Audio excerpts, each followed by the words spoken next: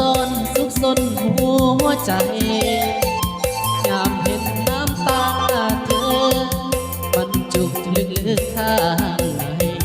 จากวันนี้ไปจะอยู่ในโอวาทคนดีเพราะที่สุดแล้ว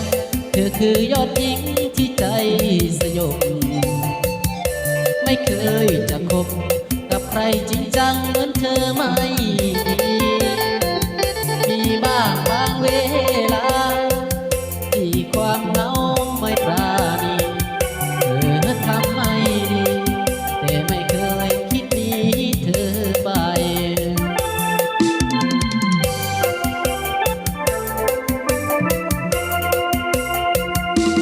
พอแล้วพอเพราะรู้เธอรออยู่ตรงนี้จะเป็นคนดีสมกับที่เธอรักฉันมากมายพอฉันพอเพราะรู้เธอรอ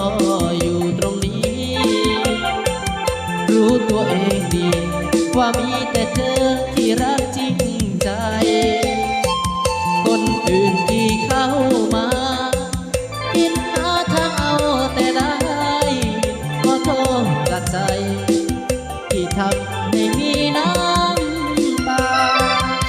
ไม่ได้ตั้งใจที่จะเจ้าสู้กับใครไปเรื่อยรู้ว่าเธอเหนื่อยจะรีบกลับบ้านให้ตรงเวลาจะซื่อสัตย์กับเธอเลือกไปเล่นหูเล่นตาแต่ถ้าเพ้อขึ้นมาหวังว่าเธอคงเข้าใจ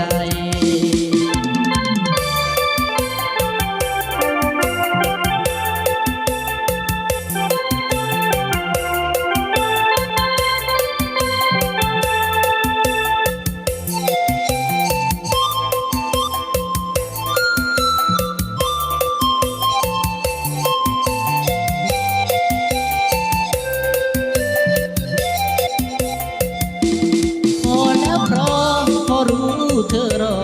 อยู่ตรงนี้จะเป็นคนดีสมกับที่เธอรักฉันมากมายเพราะฉันพอรู้เธอรออยู่ตรงนี้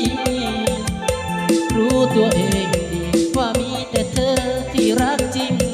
ใจคนอื่นที่เข้ามาคิดหาทางเอาแต่ได้ขอโทษจากใจที่ทำให้มีน้ำตาไม่ได้ดังใจที่จะเจ้าสู้กับใครไปเรื่อยรู้ว่าเธอเหนื่อยจะรีบกลับบ้านไม่ตรงเวลาจะซื่อสัตย์กับเธอเลิกไปเล่นหูเล่นตาแต่ถ้าเธอขึ้น